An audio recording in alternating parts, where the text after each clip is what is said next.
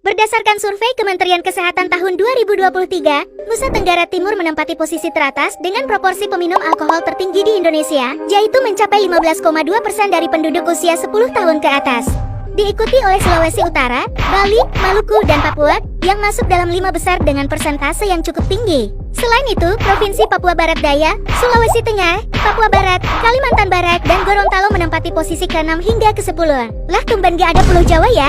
Apakah karena penduduknya banyak jadi persentasenya kecil atau memang pada gak suka alkohol aja ya?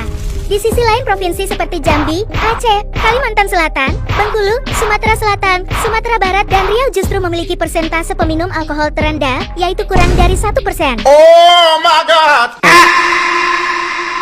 Nah, seperti yang baru saja saya tampilkan sebuah cuplikan yang mana menurut survei dari Kementerian Kesehatan, NTT adalah provinsi paling teratas dengan proporsi peminum alkohol tertinggi di Indonesia dengan persentase 15,2%. Kemudian disusul oleh Provinsi Bali, Sulawesi Utara, Maluku, Papua, dan lain sebagainya. Nah, minuman alkohol dari NTT ini adalah minuman lokal seperti tuak, arak, atau sopi yang diproduksi secara tradisional, bukan minuman alkohol bermerek yang biasa kalian temukan di kota-kota besar. Dan biasanya, konten seperti tadi itu, teman-teman, kalau kalian baca di kolom komentar, ujung-ujungnya komentar mereka larinya ke agama semua. Semisalnya seperti ini, teman-teman. Ada yang bilang provinsi atau daerah yang paling tinggi konsumsi alkohol adalah daerah yang mayoritas agama Kristen atau Katolik, yang mana agama mereka tidak mengharamkan minuman beralkohol. Sedangkan provinsi dengan mayoritas Islam, menurut mereka mengharamkan alkohol. Oke. Nah, untuk orang-orang yang merasa diri paling halal, tolong untuk jangan munafik dan bercerminlah di kaca segede gaban dulu sebelum kalian berkomentar. NTT memang provinsi dengan proporsi meminum minuman beralkohol teratas di Indonesia. Tapi untuk kasus kriminal di NTT itu paling kecil. Bahkan kasus kriminal yang diakibatkan karena seseorang terpengaruh alkohol itu juga sangat kecil. Beda dengan di daerah tertentu seperti Jawa, Sumatera, dan lain sebagainya yang merasa paling gamis, halal tapi malah munafik. Di satu sisi mereka mengharamkan alkohol, tapi di sisi lain kasus kriminal dan kasus narkoboy malah marak dan menjadi kasus terbesar sekaligus momok yang menakutkan di daerah mereka. NTT memang daerah peminum, tapi tidak semua orang NTT itu peminum. Bagi kami orang NTT, lebih baik mabuk tuak daripada mabuk agama. Karena mabuk agama daya rusaknya jauh lebih besar. Imbasnya merusak persatuan dan kesatuan bangsa ini. NTT memang daerah peminum, tapi untuk mengkonsumsi narkoboy adalah haram bagi kami. Bagi kami orang NTT, antara narkoboy dan alkohol itu, daya rusak yang lebih tinggi atau lebih besar adalah narkoboy. Tapi saya perlu disclaimer dulu bahwa saya tidak sedang membenarkan meminum alkohol, karena alkohol juga punya daya rusak seperti mengganggu kesehatan, dan pengaruh dari alkohol bisa juga memicu tindakan kriminal. Tapi lebih dari itu, narkoboy jauh lebih berbahaya dan mengancam generasi bangsa.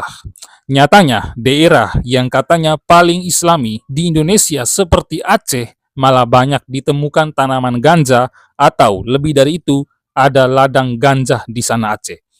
Mari kita buka-buka data biar kalian tidak berasumsi liar, apalagi menuding NTT yang bermacam-macam dengan tuduhan alkohol dan lain sebagainya. Dan mari kita akan membanding manakah provinsi yang benar-benar Islami atau manakah provinsi yang benar-benar munafik.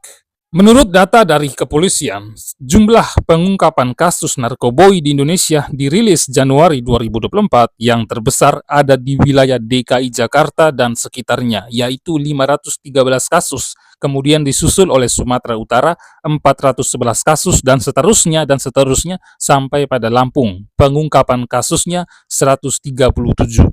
Nah, dari data ini tidak menunjukkan ada provinsi NTT di dalamnya. Nah, teman-teman, ini baru kasus narkoboy yang terungkap. Belum lagi yang belum terungkap, itu jauh lebih banyak. Sedangkan menurut laporan dari BNN atau Badan Narkotika Nasional mengungkapkan provinsi dengan kasus narkoboy terbanyak sepanjang 2022 adalah Jawa Timur dengan 7.000 lebih kasus. Disusul Sumatera Utara 4.000 lebih kasus, DKI Jakarta 3.000 lebih kasus, dan seterusnya sampai pada yang terakhir Lampung 1.000 kasus. Lagi-lagi di situ tidak termasuk NTT. Malah masih dari sumber yang sama menyebutkan NTT adalah provinsi yang paling kecil jumlah kasus pidana narkoboy, yaitu 40 kasus. Dan perlu saya tambahkan, narkoboy di NTT itu dibawanya dari luar NTT. Bisa jadi dibawa oleh oknum perantau atau oknum mahasiswa asal NTT, atau juga dibawa oleh orang luar NTT. Bahkan, data lainnya lagi yang menunjukkan Provinsi Sumatera Utara dengan kasus narkoboy terbesar di Indonesia yang dimuat di media Kompas per tanggal 12 September 2023. Satu kali lagi, daya rusak narkoboy lebih berbahaya ketimbang alkohol. Berikutnya lagi, data terkait kasus kriminal. Menurut survei dari Badan Pusat Statistik sepanjang tahun 2022, menempatkan Jawa Timur paling tinggi kasus kejahatan, yaitu 51.905 kasus. Kemudian disusul Sumatera Utara 43.555 kasus. Kemudian Jakarta dan sekitarnya 32.534 kasus. Disusul Jawa Tengah 30.485 kasus. Lalu Jawa Barat 29.485 kasus. Lalu ada Aceh juga 10.137 kasus. Adapun Sumatera Barat yang katanya Islami, tapi jumlah kasusnya malah lebih besar dari NTT, yakni 7.691 kasus kejahatan. Sedangkan NTT berada di 5.991 kasus. Nah, dari data-data yang saya kumpulkan, saya kemudian menyimpulkan bahwa daerah-daerah yang katanya Islami, yang melarang dan mengharamkan alkohol, nyatanya daerah-daerah tersebut malah menghalalkan kriminal dan narkoboy. Mereka tunjuk satu jari ke NTT sebagai provinsi yang agama mayoritas Katolik dan Kristen, yang mana kedua agama itu tidak mengharamkan alkohol. Sementara 4 jari lainnya malah mereka tunjuk ke provinsi mereka sendiri, kalau provinsi mereka yang katanya Islami itu malah menghalalkan kriminal dan narkoboy.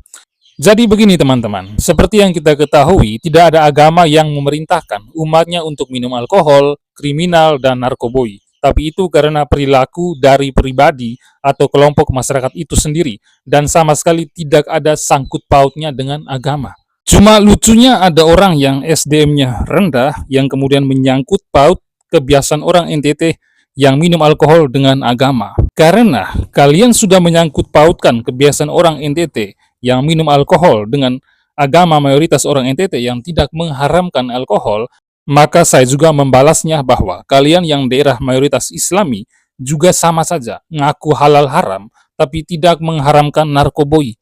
Ataukah kalian merasa narkoboy itu bisnis yang menggiurkankah, sehingga kalian tidak mengharamkannya? Nah, bagaimana menurut pemirsa? Silakan tulis pendapat kalian di kolom komentar, dan sampai jumpa.